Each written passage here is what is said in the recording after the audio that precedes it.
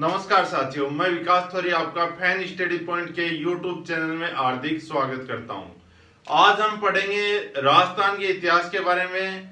राजस्थान के इतिहास की नई श्रृंखला शुरू कर रहे हैं, तो उससे पहले हम सभी जिलों के बारे में पढ़ेंगे। तो जिला दर्शन में सबसे पहले लेकर आ रहे हैं अजमेर के बारे में। तो शुरू करते हैं। अजमेर के बारे में आप सभी जानते होंगे, भली भांति परिचित हो कि अजमेर राजस्थान का सबसे केंद्र में स्थित जिला है। अजमेर का क्षेत्रफल 8,481 वर्ग किलोमीटर है। स्थापना अजय राज ने की 1113 ईस्वी में। अब आप कंफ्यूज हो जाते हो कि स्थापना अजय पाल ने की या अजय राज ने। इसकी कंफ्यूजन दूर करने के लिए मैं दोनों लाया हूं, अजय पाल और अजय राज को। अजय राज नाम से आप समझ सकते हो कि किसने राज किया। किसने किया? अजय राज ने राज किया। स्थापना किसने की? अजय राज ने कब की? 1113 ईस्वी को। अजय पाल ने क्या किया? अजय पाल ने अजय मेरू दुर्ग की स्थापना की। अजय मेरू दुर्ग अजमेर में स्थित है, जिसकी स्थापना अजय पाल ने की। स्थापना अजय राज ने की, अजय मेरू दुर्ग की स्थापना अजय पाल ने की। इन दोनों में कंफ्यूजन दूर हो गया। अब इसे राजस्थान का हृदय क्यों कहा जाता है? क्योंकि ये केंद्र में स्थित है। जैसे हम मानव है, मानव शरीर में हृदय, यहाँ पर हृदय कहते हैं कि हृदय है, तो हृदय बीच में स्थित है। वैसे ही अजमेर जिला है, वो देखो अजमेर जिला राजस्थान के बीच में स्थित है, केंद्र में स्थित है। इस कारण से इसे राजस्थान का हृदय कहा जाता है। अब इसे भारत का मक्का कहा जाता है। भारत का मक्का क्यों कहा जाता है? क्योंकि मक्का एक धार्मिक स्थल है, जहां पर सभी मुस्लिम धर्म के लोग जाते हैं। वैसे ही अजमेर है, वो धार्मिक रूप से विकसित शहर है, इसलिए इसे भारत का मक्का भी कहा जाता है। देश का प्रथम पूर्ण साक्षर जिला। इस जिले में कोई निरक्षर नहीं है, सभी साक्षर हैं। देश का पहला जिला ऐसा है जो पूर्ण रूप से साक्षर जिला है। इसे क्या कहा जाता है? धर्म नगरी आपको बताया था, राजस्थान का भारत का मक्का, धर्म नगरी। सभी धार्मिक स्थल सबसे ज्यादा है राजस्थान में। अजमेर जिले में सबसे ज्यादा धार्मिक स्थल होने के कारण इसे धर्म नगरी भी कहा जाता है। अगला है तराइन के द्वितीय युद्ध के पश्चात मुस्लिम शासन स्थापित। अब तराइन का द्वितीय युद्ध कब हुआ उसके बारे में जाने। तराइन का द्वितीय युद्ध हुआ 1192 ईस्वी में। किसके मध्य हुआ? यह मोहम्मद गौरी और पृथ्वीराज चौहान तृतीय। ये भी कई बार आ जाता है पृथ्वीराज चौहान द्वितीय या तृतीय। तो तृतीय जो मूंछों वाला घोड़े पर सवार रहता था। दो युद्ध हुए थे तराइन का। पहला युद्ध मोहम्मद गौरी और पृथ्वीराज चौहान के मध्य हुआ, उसमें पृथ्वीराज चौहान विजयी रहा। लेकिन दूसरे युद्ध में मोहम्मद गौरी ने छल से पृथ्वीराज चौहान को हरा दिया और अजमेर पर मुस्लिम शासन का स्थापित कर दिया। अगला है एजीजी का कार्यालय। AGG agent to governor general. तो एजीजी का कार्यालय सबसे पहले अजमेर में स्थापित हुआ 1832 ईस्वी में। लेकिन फिर इसको कहां पर स्थापित कर दिया? माउंट आबू में स्थानांतरित कर दिया। तो प्रश्न ये बन सकता है कि सबसे पहले एजीजी का कार्यालय कहां स्थापित हुआ? तो कहां हुआ? अजमेर में। अकबर द्वारा 1872 में मुगल साम्राज्य में मिला लिया गया।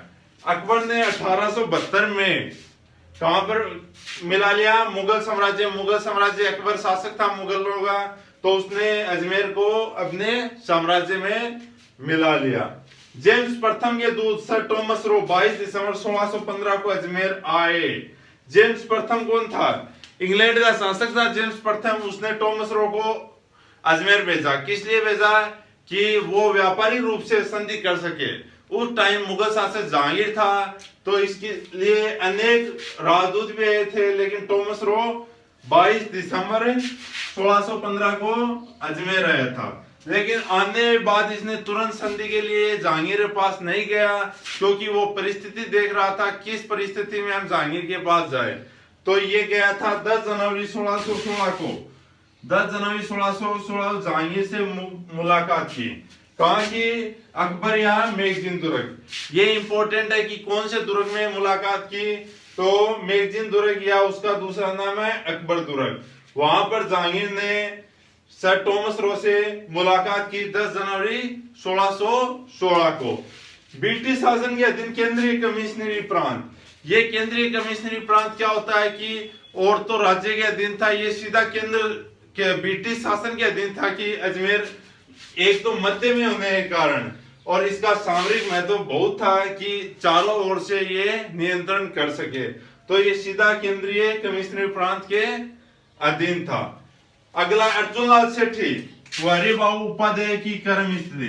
अर्जुन लाल सेठी को आप जानते होंगे, अंत में जिसने अजमेर में एक दरगाह में अपना जीवन बिताया था, और हरिबाबू उपाध्याय अजमेर का प्रथम मुख्यमंत्री व एकमात्र मुख्यमंत्री था। तो अर्जुन लाल सेठी व हरिबाबू भी अजमेर में कर्म स्थली थी इनकी। आरटीआई आंदोलन, राइट टू एजुकेशन, सूचना अधिकार अधिनियम की शुरुआत कहां से हुई? अजमेर के ब्यावर से हुई। किसने की? अरुणा राय ने 6 अप्रैल 1995 को कि लगभग आज से 25 साल पहले आरटीआई के लिए एक आंदोलन की शुरुआत हुई थी ब्यावर अजमेर से। अरुणा राय एक महिला थी जिसने शुरुआत की। अगला है 1956 में राजस्थान का 26वां जिला बना। 56 में एकीकरण के समय राजस्थान का 26वां जिला अजमेर बना। लूणी नदी का उद्गम स्थल, लूणी नदी का उद्गम स्थल है अजमेर के नागपाड़ में। इंपॉर्टेंट नदी है, इसके बारे में हम जब नदियों के बारे में आएंगे तो लूणी नदी के बारे में विस्तार से पढ़ेंगे। पुष्कर का मेला, पुष्कर का मेला कार्तिक पूर्णिमा हो, राजस्थान का सबसे रंगीन मेला भी कहा जाता है। एक पशु मेला भी है और वैसे भी मेला बढ़ता है। कार्तिक एकादशी से लेकर पूर्णिमा तक ये मेला बढ़ता है। कलम वृक्ष का मेला, मंगलियावास अजमेर में कलम वृक्ष है, उसका मेला बढ़ता है। ये श्रावण मास की हरियाली अमावस्या को बढ़ता है। तो ये प्रश्न भी आ सकता है कि कलम वृक्ष का मेला कब बढ़ता है, तो क्या करोगे? हरियाली अमावस्या को, श्रावण मास की।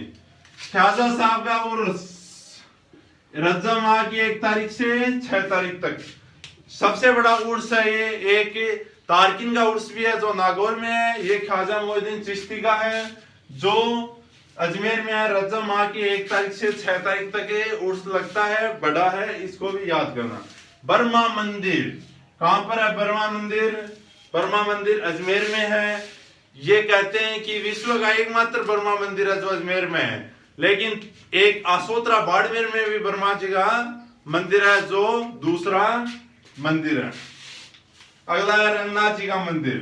रंगनाथ जी का मंदिर भी अजमेर जिले में स्थित है। वरा मंदिर, वरा मंदिर भी अजमेर जिले में स्थित है। ये प्रश्न इंपॉर्टेंट है। सोनी जी के नशिया, अब आप सोचोगे नशिया क्या होती है? सोनू जी नशिया, ये कोई एक मंदिर है जिसे नाम दिया गया सोनी जी के द्वारा बनाया गया, सोनी परिवार के द्वारा, तो इसे सोनी जी की नशिया कहा गया। लाल मंदिर भी कहा जाता है, ये लाल पत्थरों से निर्मित होने के कारण लाल मंदिर कहा जाता है इसे। जैन संप्रदाय का प्रसिद्ध मंदिर है। जैन धर्म के प्रथम तीर्थंकर आदिनाथ जी की यहाँ पर मूर्ति लगी हुई है।